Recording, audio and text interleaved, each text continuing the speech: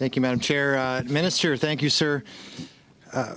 We have a mandate in Canada for EV production to 2035. Is that something you still agree with and you're pushing for? Well, I would put it the other way. If we didn't have a mandate, I'm not sure we would have attracted these generational investments because they see what's happening in Europe. They've seen what's happening in Canada.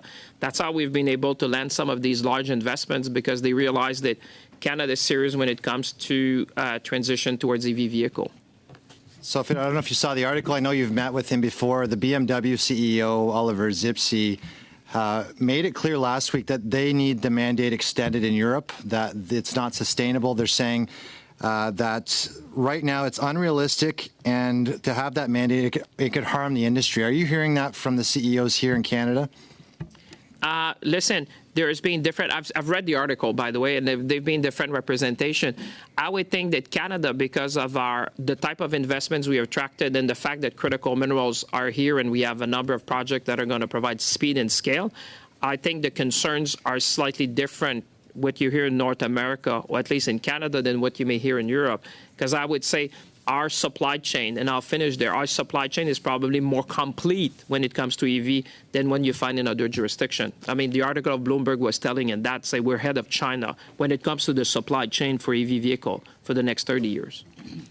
You mentioned your 4Ds, one is diversification. Are we not putting a narrow corridor for those companies? I mean, they can look at hybrid, hydrogen, they can allow the free market to allow those vehicles to be sold what consumers want. Isn't it better to remove those mandates and ensure we free up the critical minerals, make sure the supply chains are more resilient, make sure we're working with our allies instead of relying on China, and to ensure that we protect those 500,000 jobs in the auto sector?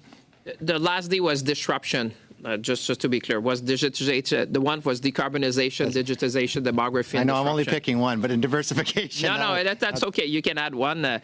I think, to your point, I think that we see the transition. Like I said, when you've been doing the same thing for 100 years and you change the technology in the way that we're doing, you have short-term adjustment. I keep saying Tesla took 17 years to be profitable.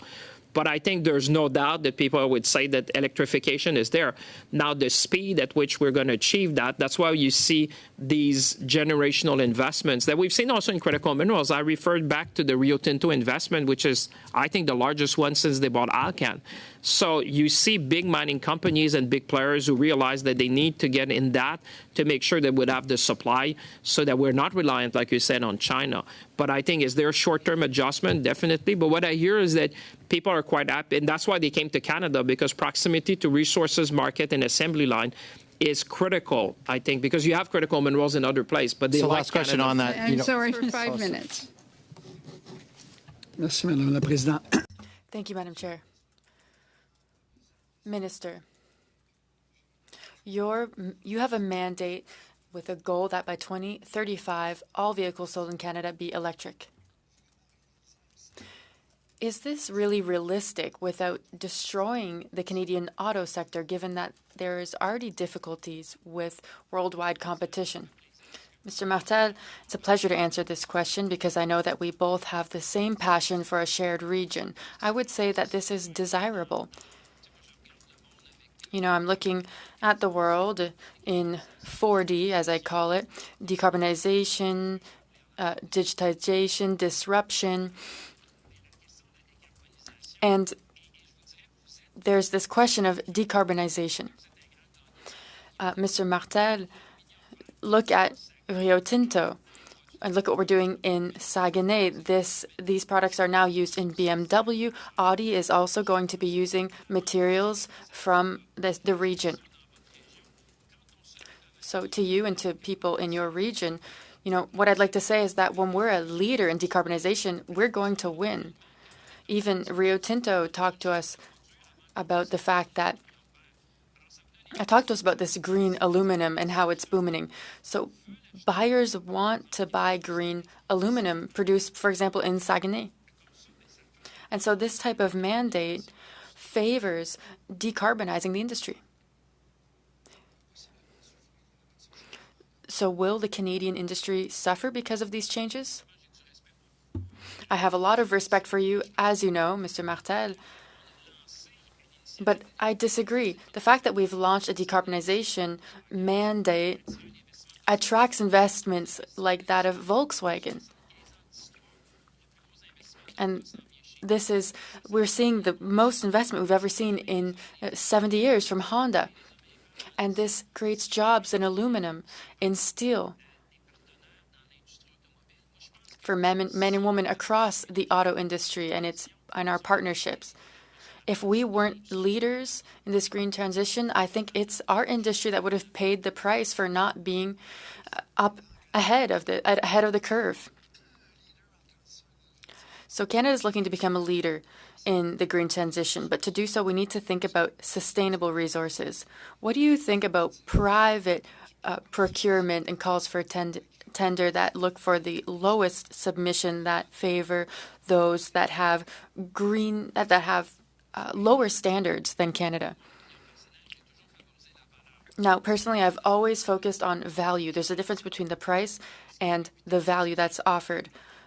This is not a race to the bottom. The reason that we've implemented this type of tariffs is to protect our steel and aluminum industries, because we have these high standards for labor rights and environmental standards. And I think that Quebecers and Canadians want us to sell these products and to buy products that are manufactured in regions that have these high standards such as our own. And this will be beneficial for future generations. We do not have a tangible national electric vehicle supply chain in Canada. Why do we not have a plan to use our own resources to decrease dependency on China? You know, this is a transition. It's the same thing for gas-powered combustion motors, or engines rather. You know, Bloomberg has put us ahead of China for this type of procurement, and this is a great thing. Look, we have attracted those for investments in copper, amongst other fields. Bécancour has become a city that they talk about in Tokyo and in Seoul. So Quebec has really entered into the auto supply chain. Mr. Martel, I know you're proud of Quebec. This is good for Quebec. And now we're a 21st century industry. Look at aerospace as well. It's similar. So this is creating jobs in your region. You know, I'm thinking of a steel in Ontario, for example. As a society, we're seeing significant investments, Michelin, in Nova Scotia, the battery industry and other areas. We need to be a leader as Canadians in the EV industry. Thank you, Mr. How much? How much? Forget it. Okay, sorry about